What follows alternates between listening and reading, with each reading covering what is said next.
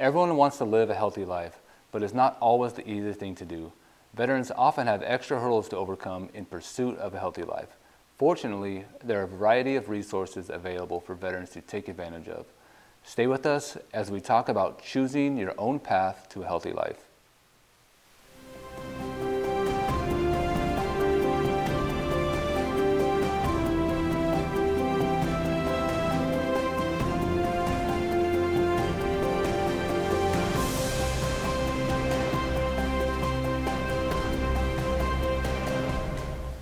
Thanks for tuning in to Veterans Voices. I am your host, Joshua Zebley, along with my co-host, Carol Pearl.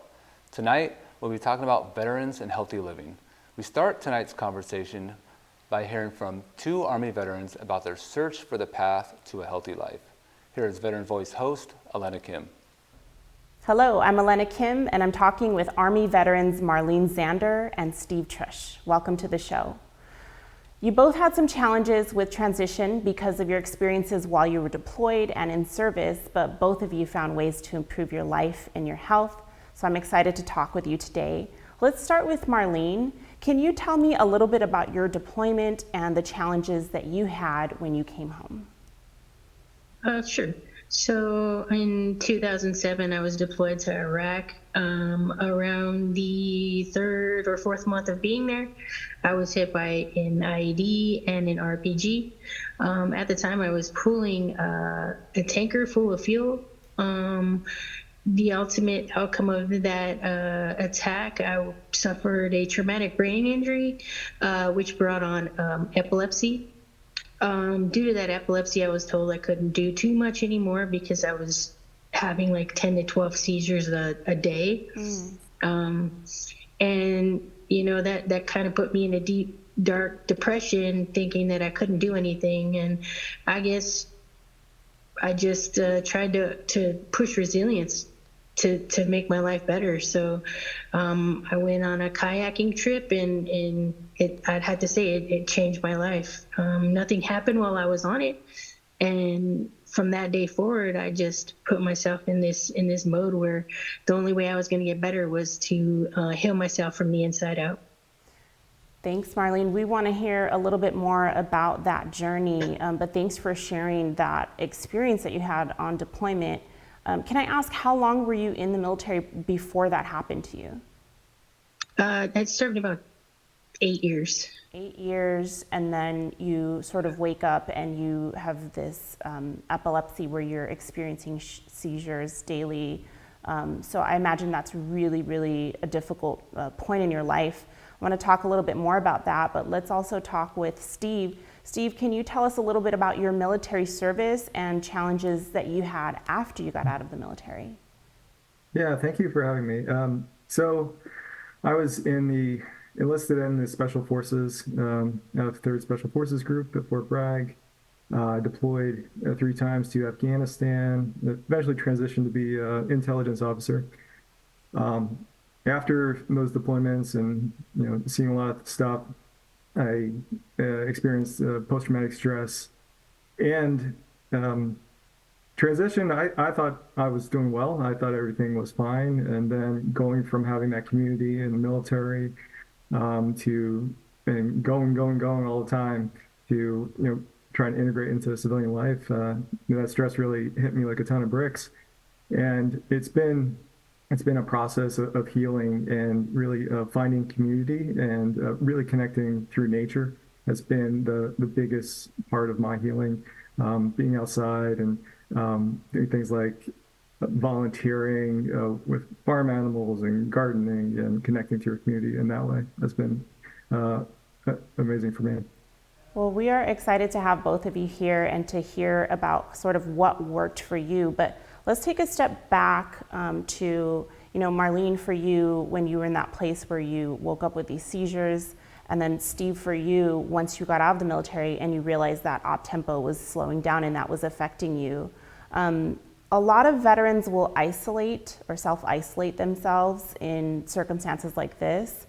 Can you talk a little bit about how important it is to be non-judgmental when we're talking with veterans who are self-isolating, and specifically, based on your experience, how would you approach a conversation with talking with a veteran who is self-isolating and trying to pull them out into maybe trying a new activity? And this question could be for Marlene or Steve. We'd love to hear from both of you. You can go ahead, Steve.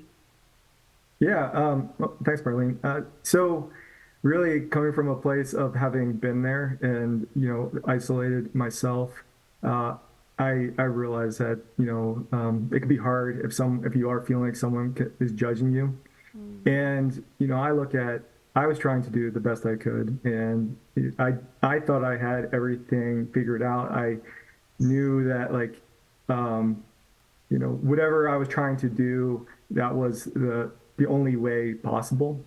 And it wasn't until I discovered oh, maybe I could bring a little bit more imagination into the ways that I am, thinking about what kind of community I'm creating and trying things that I never thought before. That was really what opened, my eyes. I'm like, oh, I didn't think I'd be interested in gardening. I thought it was for, it wasn't for someone who had, that really high speed experience that I had in the military, but it's actually been so rewarding. So trying new things and, questioning maybe I don't know everything, that's a start. Yeah, I'm kind of hearing from you, Steve, like the judgment piece that we want to avoid is almost like a self-judgment when you're trying something new for the first time. It's like, you're trying a new activity, you might not be an expert at it, right? And so you want to refrain from self-judgment when you're trying something new. But going back to when we're all Army veterans here, and we've experienced what it means to self-isolate, right? Was there ever a situation, Marlene, where you were self-isolating because you felt that you were being judged for an experience or how you were handling or reacting to an experience that happened to you? And if so, what did that feel like, and what helped to bring you out of that? Most definitely, I self-isolated for a very long time because, I thought I couldn't do anything. I think mostly it was the fact that I couldn't move without 5 feet without, having a seizure. And I think if I came across somebody that was in the same situation, I probably would say, we've all been there, so you're not alone.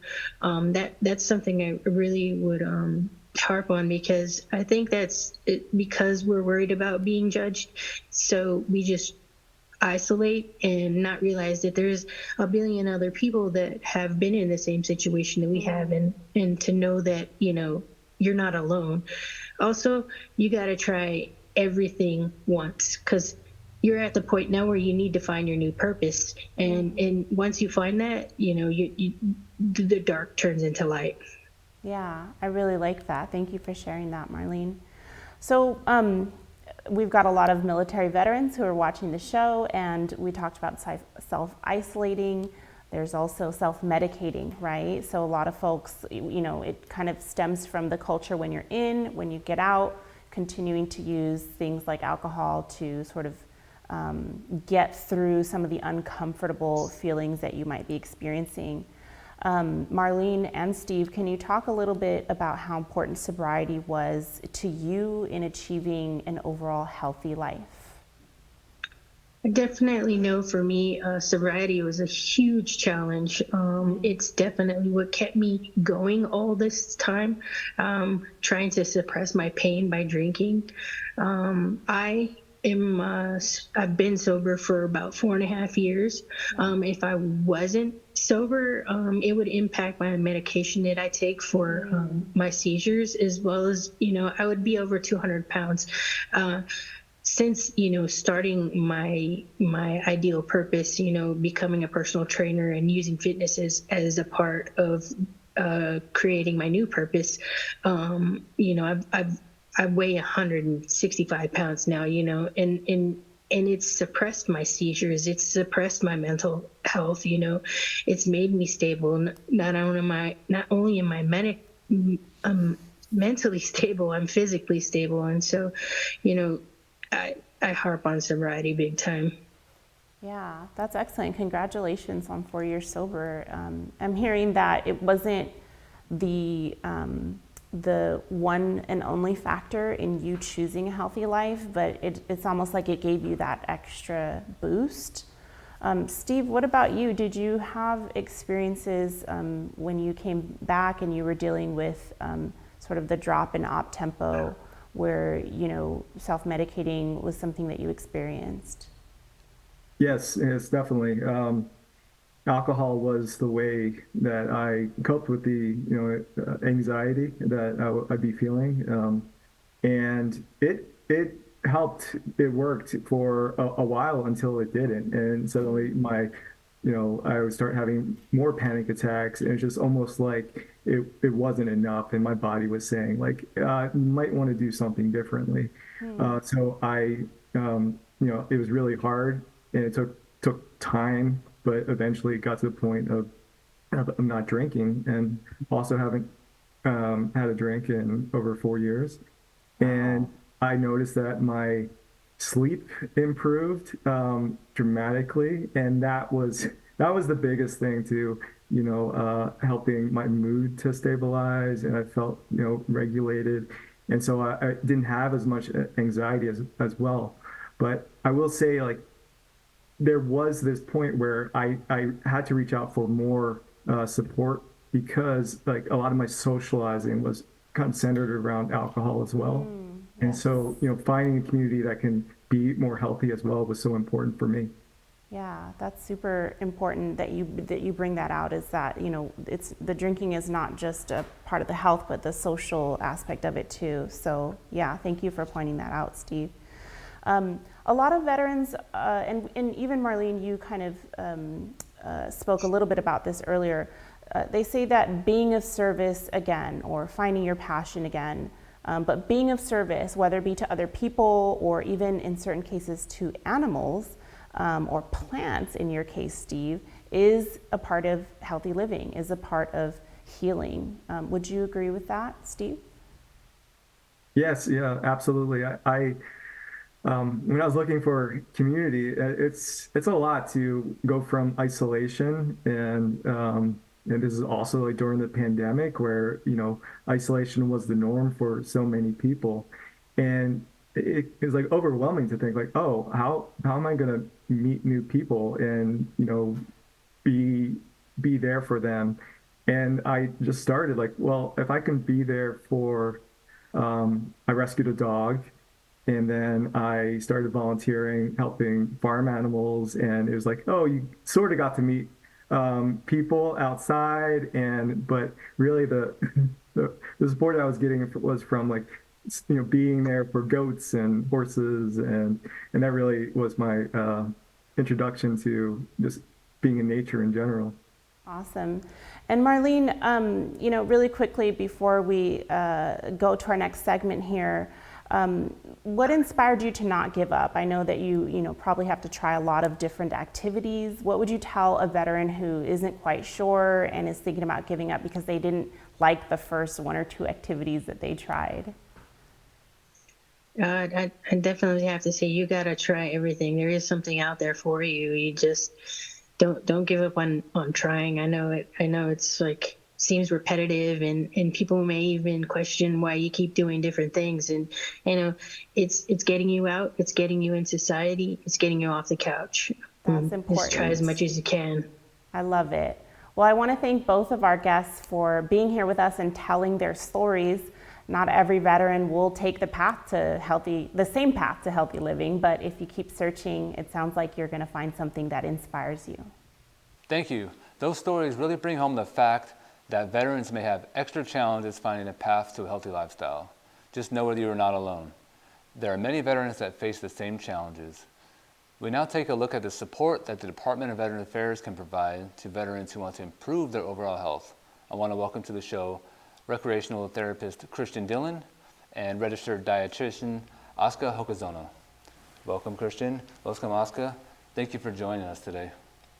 Christian, can you tell us a little bit about some of the programs that the VA has that veterans can benefit from to reach their health goals?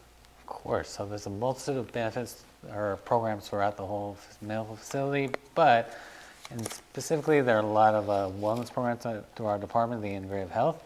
So we offer a lot of physical activity programs such as community partnerships with the YMCA. So we do fitness groups, individual treatments at our community sites. There is tons of other virtual classes that are offered.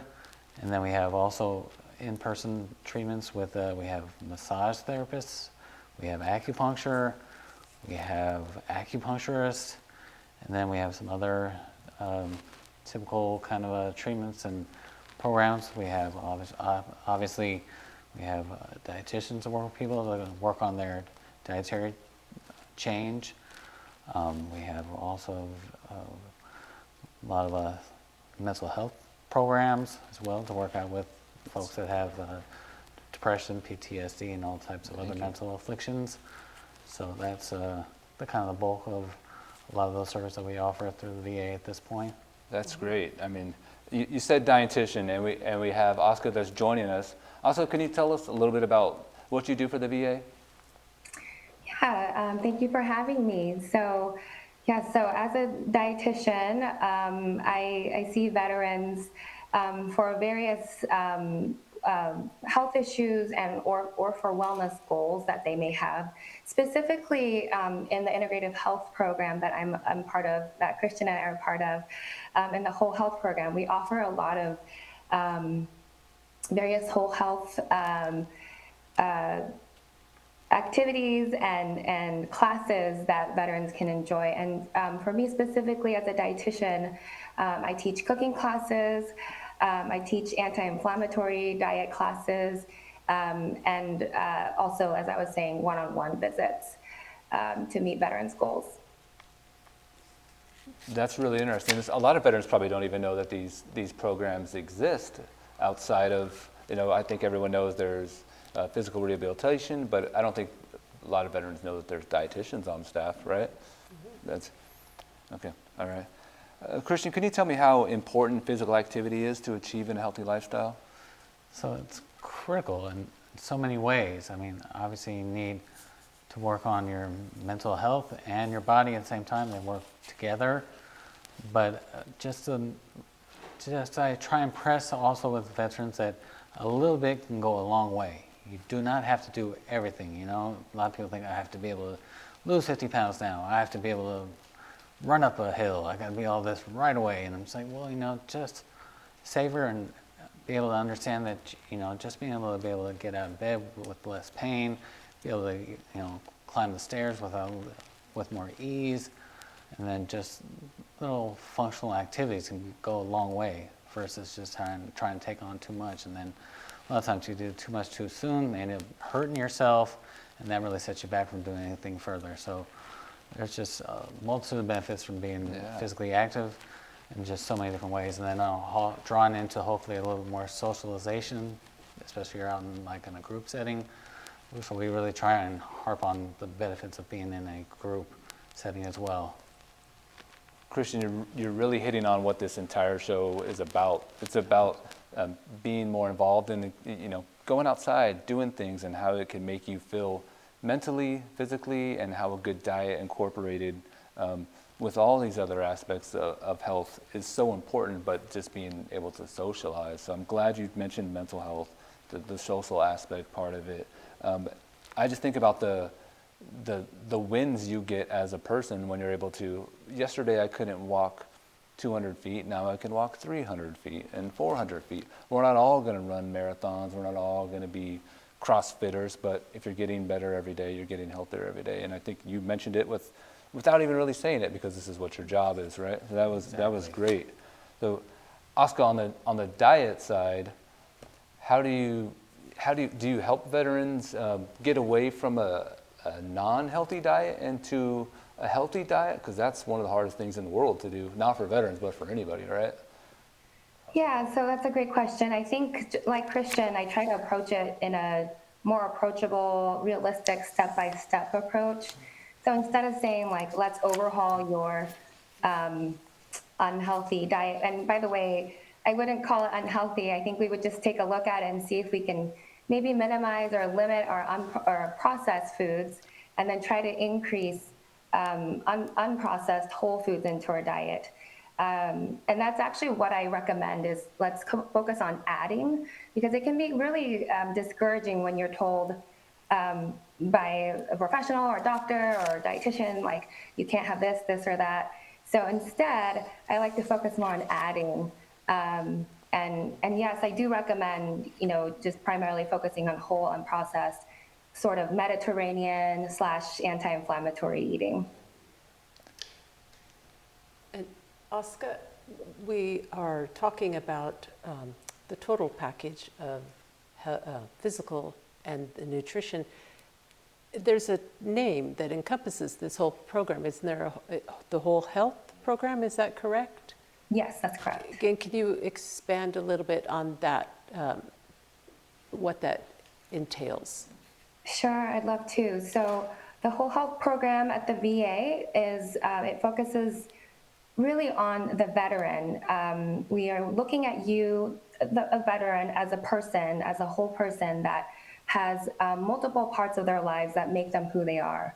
So we have, there's a circle of health, this model of care that we look at, with you in the middle, and then 8 different domains of your whole health. So some of them I'll name are resting and sleeping, food and drink, which is nutrition, my territory, moving the body, working the body, which is Christians, and then other aspects like your mental health, your socialization, your family, friends, and coworkers. Those things that make up who you are. It's not about just your symptoms and how to fix those symptoms when it comes to medical care, but we're trying to move more towards a whole health approach of looking at you as a person and how can we make you feel better from all these different perspectives. It's so inspiring to hear that the VA is adapting this outlook. So how does a veteran, can they join this program on self-referral, or do they have to get a physician to refer them? So the whole health referral, there is a consult that your primary care or anybody actually can refer you to. And there's programs within the whole health model. You can get access through the consult, so you can have a multitude of menu services. Yeah. I have a specific consult for the outpatient rec therapy community YMCA program. So there are some specific avenues that you need access, and you need a referral from your primary care physician for specific special physical activity programs for medical clearance per se. But for most of the whole health programs, you just need a one-time referral from your physician, and then you get I guess you work with a whole health coach for a one-point time or a one-time shot, and then they can kind of disseminate you and give them the resources for the different programs that they're involved for, or what they want to enroll with. So that's kind of the typical pathway for veterans that want to utilize the whole health programs. I think the whole health concept is amazing, and I'm surprised that it took, just the world that long to really think about. You're not going to be healthy because you eat well, but you don't sleep, or you don't drink water, or you don't exercise. You need to have a combination of everything, right? We're trying to move away from the disease model, more preventive, and also trying to address all the different facets of life. So it's not just, you have this one condition, so let's treat with this, whether it's pharmacological or just this one service. Right. You got to look at everything because it's integrated. Everything is all overlapping. If there's one problem here, like you said, the sleep, that's going to affect how your energy is and everything else, cognitive function. So if you're just working on the sleep issue, then that may not necessarily work on what's going on in cognitive function. Same thing with physical. If you got an injury, physical injury, but then you're not able to engage with anything out more socially, then your ability to function out in the community or something more socially, that's going to affect everything else as well. So what role do you think, Oscar? Oh, go ahead. No, go ahead. Sorry. I was just going to say that one more thing I wanted to add about our whole health model and the program is that we ask each veteran what's most important to them. So it's not about what the doctor or what we think is best for them, but what's most important to you and how can we help support you reach that goal? Exactly. In doing that, it gets their buy-in, right? It keeps them motivated. It's like, this is what we asked you, so you should be involved and engaged in this because you chose it, right? I think it puts a little bit of ownership on the veteran, right? I think that's a great way to do it. Sometimes you might have to twist a little arm and say, I'm going to give you a more healthy diet. We're going to have you do a little more physical I tell activity. them all, hold your hands to the door, Yeah. but then here's the pathway. Which way you want to go? You want to go to center divide? You want to maybe take the fork to the right, to the left? But I will help them harness those energies, get to that point. Yeah. But then eventually want them to have some independency and some autonomy so that they can choose their path for themselves and make sure that they can continue on that path long term. Because eventually they can make a lot of change in a short period, saying, oh, I could do this, I could do that. But if it's just short time, the likelihood of keeping that going on, it's not going to be long term. It's not going to be sustainable.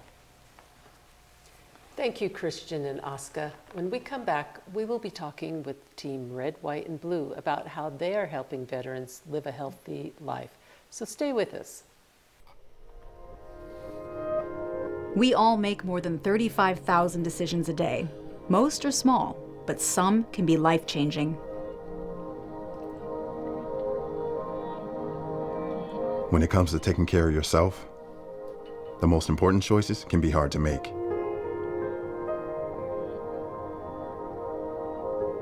Like having a tough conversation instead of ignoring a buddy's call. Or being there for support, not assuming things will just get better. Or fighting through challenges rather than giving up. And while we all face thousands of choices every day, there's one that can make all the difference. Today, make the decision to be there for the veterans in your life, for your community, for yourself. Learn more at BeThereForVeterans.com. Welcome back to Veterans Voices. We are talking about choosing your own path to healthy living. Now I want to welcome to the show Jody Merkel, the California State Coordinator for Team Red, White, and Blue, and her husband, Marine veteran Dr. Chris Merkel. Jody, Chris, welcome to the show. Thank you for joining us. Thank you so much for having us. I'm glad to be here. Thank you, guys. Jody, can you tell us a little bit about Team Red, White, and Blue and your mission? Oh, absolutely. So our mission here at Team RWB is to enrich the lives of veterans. And we do this by forging America's leading health and wellness community for our veterans. We consist of not only veterans, but veteran supporters. We don't care, when you served, where you served, how you served. If you want to support veterans, we want you on our team. And Chris, can you tell us a little bit about how you came to be involved with Team Red, White, and Blue and what your experience has been like? Yeah, after leaving the military service, Marine Corps specifically, kind of lost my sense of meaning and purpose. I found it through giving back to others, like a lot of people, especially veterans. I didn't want to ask for help. I thought I was helping other people by volunteering, but I was actually helping myself. It was a very good fit from the start. So, Jody, you mentioned that it's for supporters and family members, right? Obviously, you two, one of you joined first, and then one of you followed. How did that work? Yeah, so when Chris came home, he had multiple deployments. We really had a hard time reconnecting, and he was looking for an outlet where he could feel camaraderie and be around like-minded people. So, a friend recommended Team Red, White, and Blue. He started attending events, and he was like, hey, there's spouses, there's moms and dads and brothers. Why don't you come out to one of these events and check it out? And, I was skeptical at first, but I came out and there was just this whole community of like-minded people that were here to support not only him, but support us.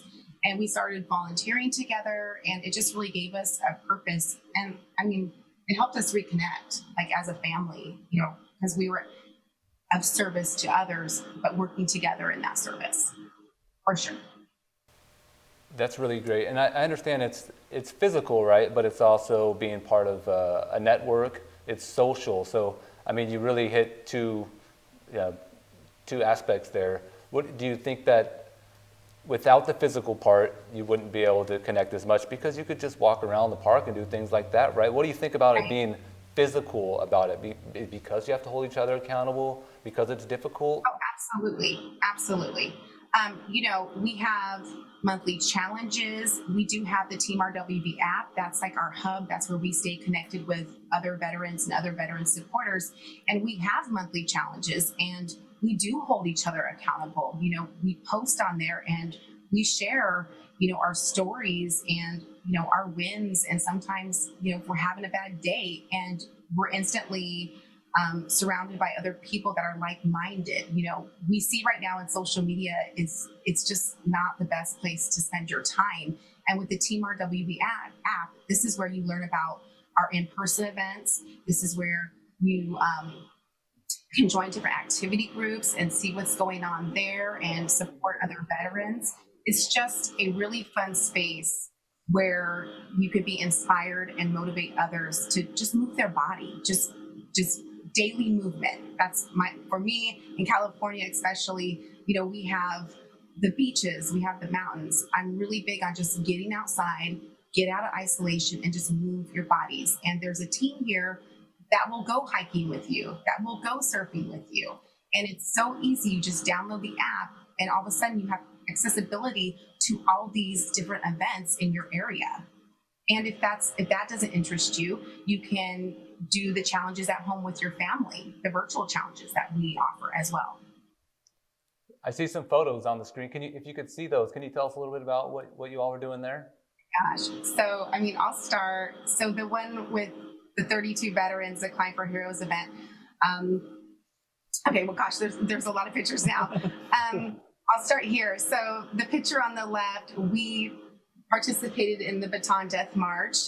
We were with probably 50 other Eagles. That's what we call ourselves, and it was my first marathon, and he had done it before, but we hiked 26.2 miles in the desert from White Sands, New Mexico, and we did it as a team. And it was probably one of the biggest challenges I ever accomplished. But once again, it's that accountability. Like Chris is like, I really want to do this. I want you to meet these, we have chapters all over. He had friends there, and we tackled it together as a team and as a family. And it was great. We had a really good time. And that was just one of the pictures. We've done a lot of things, surf camps, and we climbed Mount Baldy together, and we took 32 veterans on Veterans Day last year. We just do a lot of fun things together and outings and really motivate each other just to move, like I said, move your body daily. So I heard a word that terrifies a lot of people, and that word is marathon. So if we have veterans that are watching here, I am not running a marathon. You have a couple. Do you have something, walking, hiking, something that's a little bit? You got to build up to a marathon, right?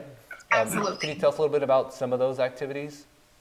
Yeah, sure. Do you want to jump in on that one? Yeah, we look at everything as being scalable. We hear it all the time with veterans. I've already hiked, I've already ran. I'm not going to do any more. Granted, we've all done that. But it's different. So it's actually something that you want to do. So everything is scalable and adaptable based on what you want to do. So it could be either social activities, giving back, it could be community service giving, but if it's something physical, we do have walks, we do have just nature events, we do giving back. So there's different ways to do it. We work with Operation Gratitude, so packaging boxes and doing different things that allows us to do all of the families. So if it's something that our kids could do, our families could do, our parents could do, that's And also, what's great about the app is if there's something that you're really interested in doing, you can actually create your own event as a member. So if you walk every Friday at this park, you can put it on the app and invite other veterans and Eagles to join you. So that's the motivational piece. Not only are you there to get inspired to move, but you actually can be part of the solution and, create events and try to motivate people to come out and walk with you or run with you. We don't expect everyone to do a marathon. Not everyone's going to do a marathon. That was my first one, and I've been with the organization for 10 years, So it is what you want it to be. You can create anything in there. You can attend anything in there. We have chapters all over the US and overseas. So, for example, when Chris was doing his residency in Albuquerque and he wasn't feeling connected, he reached out to a local chapter on the app, found an Albuquerque chapter, and now, they're best friends. And I went out, that's how we ended up in White Sands, New Mexico to do the baton, because they were all doing it. So it's about just making connections and like finding your tribe, honestly. And we definitely found our tribe with Team Red, White, and Blue. And because you have so many chapters, I was able to connect with a local chapter here, and I've participated in a few of the events. But the thing that struck me more than the physicality of it is the opportunity for civilians or non-veterans and veterans to come together on an equal ground and bridge that gap, that it's not, kind of finding a little bit about each other. Can either or both of you address that bridging and building a community that goes beyond just identifying as a veteran? I mean, I think I can speak on that as a civilian. When Chris came home, it was really hard for us to find things to do together. It's really easy. There's a lot of organizations out there that are specifically for certain veterans. If you serve between this time and this time, then you can be part of our club. If you are within this age group, then you can be part of this club. And what I love about us is that we are inclusive. Everyone is invited to the party. You have this shirt on, and I always tell people this: when you see this shirt, you cannot unsee this shirt. You cannot unsee this eagle red shirt, because if you go to any 5K from now on, any marathon, any activity, you will see this city. You'll see an eagle or multiple eagles participating. And I think there are a lot of people that want to support veterans and they don't really know how, and I love that we offer that opportunity to not only veterans and active duty, but also to civilians. And it really helps me in my marriage and my family that we can actually go and do things together, right? Because we talk about the transition piece. If veterans are only hanging out with veterans, if combat veterans are only hanging out with combat veterans and so on, how is it helping them with the transition? It's good to be around civilians, to learn how to interact, to transition back into that space. And the civilians in our group, we're all here because we want to support veterans, right? So if you're going to transition into a group of people, I think we're a pretty great group to transition with. So yeah, definitely. I love that about us. I think that's the most unique thing that we can offer, is that piece.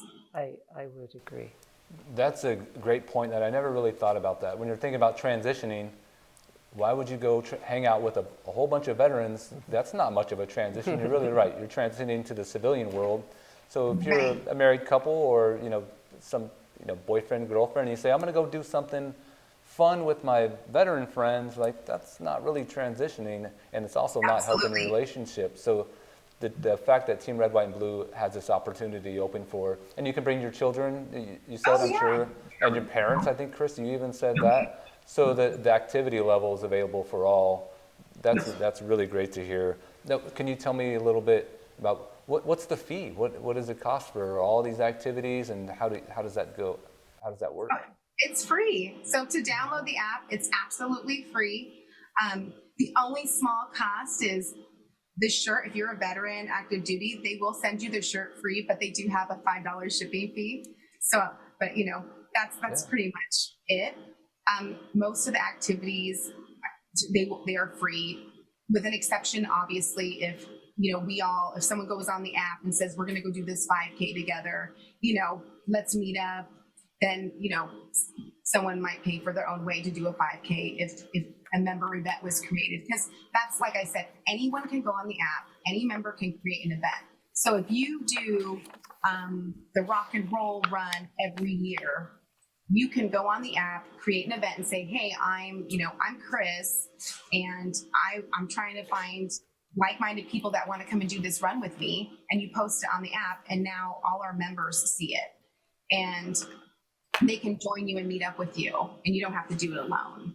I think that's another really good thing about us is, health and wellness journey. It's challenging, and it's nice to know that you're not alone in it. You have a community here. We're waiting for you to join us when you're ready. I understand that a young Marine getting out might not be ready for us. Thank you, Jody and Chris. When we return, we will continue our conversation with an organization that specializes in helping at-risk veterans find a healthy lifestyle. So don't go away.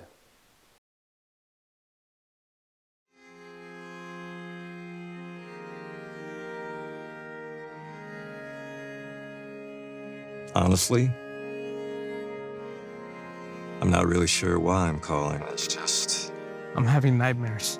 My husband and I, we're just fighting a lot. I can't get any sleep. Things just keep getting worse, and it's starting to feel like I can't do this by myself anymore. We could use some help figuring things out. Okay. Well, I'm glad you called. Why don't you tell me more about what's going on? There's no wrong reason to reach out for crisis support. Whatever you're going through, the Veterans Crisis Line is here to help. Visit veteranscrisisline.net to learn more. Welcome back to Veterans Voices. We're talking about choosing your own path to a healthy life. Joining us now are Marine veteran Jonathan Basildua, the National Director of Operations for Wild Ops, and Marine veteran Mark Stillion. Gentlemen, thank you for joining us today. Mark, can you tell us about the organization and its mission?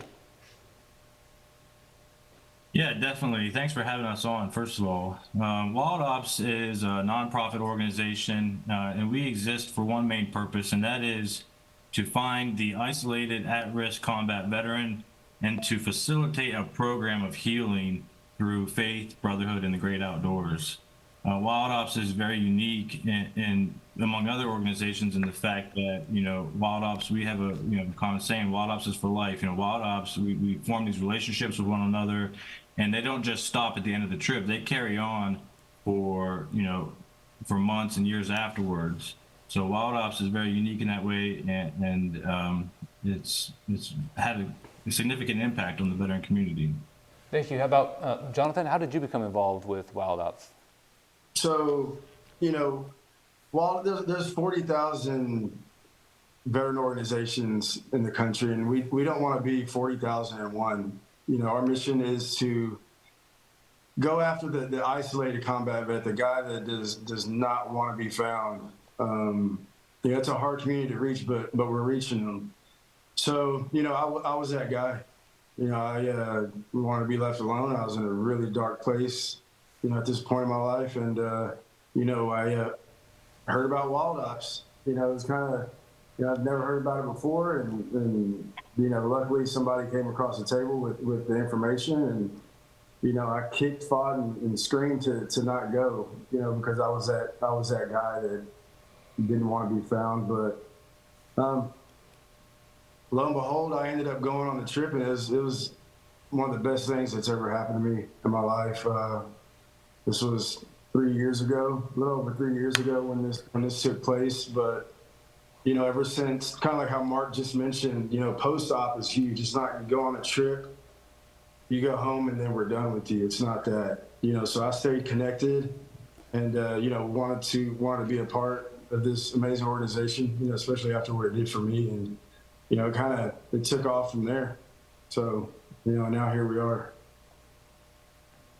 Is there a moment on your ops or your trips that you see a change, that the veteran has had a breakthrough or gets the value? Oh, definitely. The first day, for a lot of these guys, they're coming out on a trip. This is the first time they've been, around another veteran in years. For me, I got out in 2008, and up until 2019, that was the first time coming out on a Wild Ops trip that I was going to be around some veterans. So, the first few days, it's a 6-day trip. the first few days that, that we're out there, guys are just kind of, feeling each other out and kind of, super, super awkward feelings, just going throughout the room. But, day 5 of the trip, you can see, guys they're letting that guard down. They're letting that guard down, and they're realizing that this is something that I've been missing. Being able to, whether we're trash talking each other or trying to compete with each other, with whatever activity we're doing, at the time. So yeah, I'd say, closer towards the end of the week, the third or fourth day there, it's a brotherhood. These guys are family, and we have groups to this day that have gone on trips, 4 or 5 years ago that are still in contact because we need it, and that's something they've been searching for, but didn't even know they needed. I was that guy at one time. Mark could probably add a little bit to that if he's got something. Yeah, I mean, everything JB said was what Jonathan said was spot on. The only thing I would have to add is that each veteran that comes out on these trips is different, and so there's going to be a different impact and a different timeline for each one, but just along the same lines of what Jonathan said, once we get there and we realize that like these are our brothers and some of these guys have chewed the same dirt that we have and experienced the same things that we have, that bond really quickly comes back into focus, and the rest of the trip is, by the time the trip's over, we don't want to leave. Right.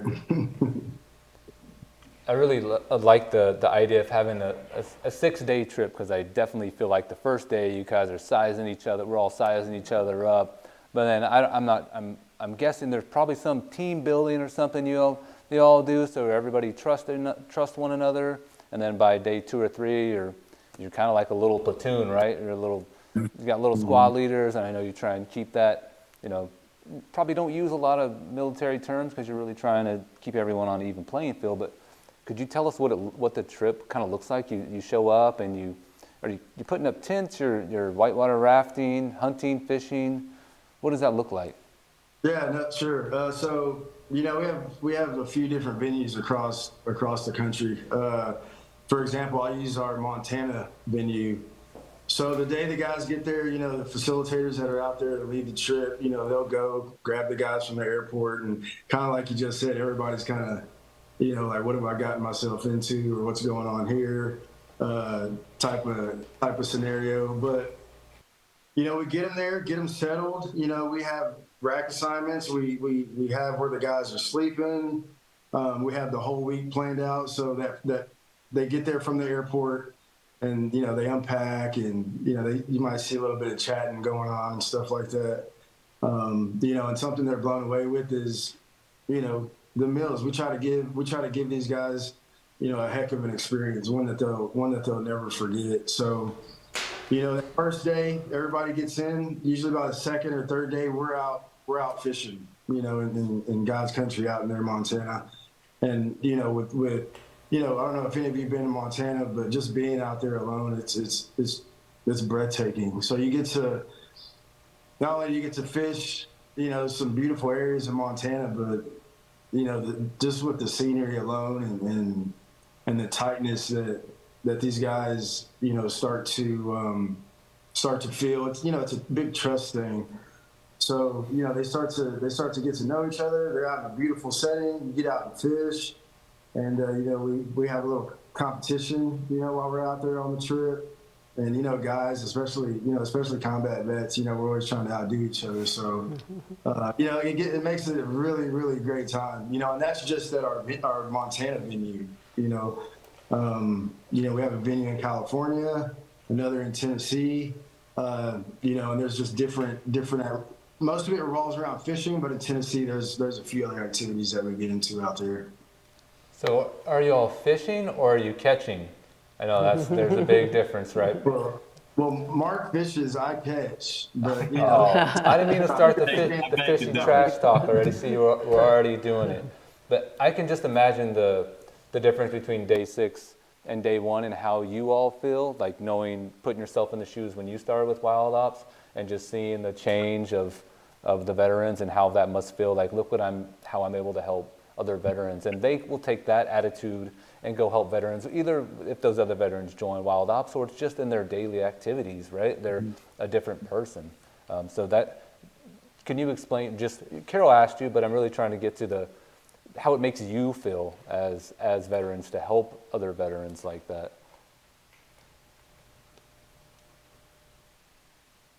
Yeah, definitely. Go ahead, Mark. I was just waiting. All right. Yeah, definitely. The impact that a Wild Ops trip has on us is very significant.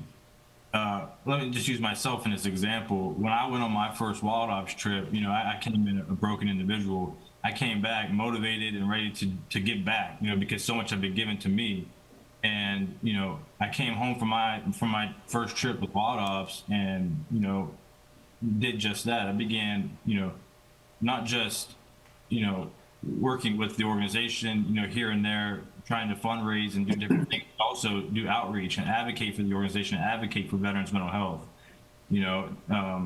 Going back to school and earning a degree and trying to use that degree to help other people, all of that has been fueled by the motivation from Wild Ops, that Wild Ops has given me, that confidence that, I have a story to tell and that there's other people who can relate to my story, and I need to share that story so I can help other people. Right. No, yeah, I totally agree, Mark. For me, I was in a real dark place. There's major barriers. It's not just a skin rash. Like, these are some hardcore issues that guys are coming out on this trip for. Like I said, I was in a dark place. I was on the verge of losing my family. I was suicidal. But what Wild Ops did for me, it showed me that I wasn't alone. I was that guy that didn't want to be found. Being alone was my safe spot. But looking back at it now, my life was at its worst when I was in isolation. So getting out there and starting to understand and realize that I wasn't alone. I thought I was in this battle alone. So you get out there with some other brothers that are dealing with the same thing that you're dealing with. It's life changing. It gave me a little bit of hope. And with that little bit of hope, like Mark said, I came back home. My wife, I actually gave it a shot. I tried to work on myself for the first time. I was in denial for forever. It changed my marriage. It kind of gave me the confidence and the motivation to want to get out and actually fight for my marriage for the first time. I've been married for going on 20 years, and after my Wild Ops trip is when my marriage started to go in a different direction, because I was, Wild Ops just gave me some tools and gave me the motivation to get out there and actually do something about it, and to fight for me and for my family. So it was life changing, and being able to be out on these trips and see guys, kind of go through that same process. It's awesome. That sounds really amazing. I can only imagine. We help veterans all day, but we don't get to see a 6-day change, even though 6 days seems like not much. But if you're spending 24 hours with somebody 6 days in a row, you're going to see them open up. You're going to see maybe talk about whether you all encourage the conversation or not. It could happen organically, right? So that's got to be great to see, and then be able to think about how you interacted with them to try and get them to the program, and then 6 weeks later when you're just like, hey, how you doing? That's really good.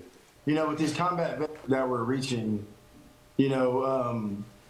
what we do when we know a guy is serious, it's we ask them to sit across the table from us. Can you sit across the table from me and look me in the eye and admit and convince me that you need help? And then that kind of carries on to another part where, can you sit across the table from me, look me in the eye, and convince me that you're ready to put in the work? And when guys hit that point in their life and can admit those things, that's the first step to change in our lives. So, right. Gentlemen, thank you for joining us. That ends our conversation for the evening. There are many paths to leading a healthy life, and we have just scratched the surface of the resources available to veterans. So try different things and find what inspires you. We hope you have enjoyed our conversation tonight. We leave you with some resources to help veterans lead a healthy life. For access to any veterans' health benefits, a county veterans service officer is a great place to start. Find yours at nacvso.org. Team Red, White, and Blue can help you get out and get moving and connect to other veterans. Learn more at teamrwb.org. Wild Ops specializes in helping veterans who struggle with post-traumatic stress. Find them at wildops.org. Veterans Voices is brought to you in part by contributions from the Diablo Valley Veterans Foundation, dedicated to helping veterans near you. American Legion Post 246, honoring the tradition of the American Legion in Danville. If you would like to help sponsor Veterans Voices, you can donate to Veterans Voices care of Diablo Valley Veterans Foundation. Get in touch with them at diabloveterans.org. To rewatch tonight's episode, check back on our homepage later this week or check your cable provider's schedule for rebroadcast times. You can also rewatch this episode and many others on our YouTube channel, Veterans Voices of Contra Costa. So be sure to subscribe. Our next show will air on Monday, June 10th at 7 p.m. We will be talking about veterans and toxic exposure. It will be an important show for our entire veterans community. To all of our veterans and their families, thank you for serving. To all of you who tuned in tonight, thanks for watching and have a great evening.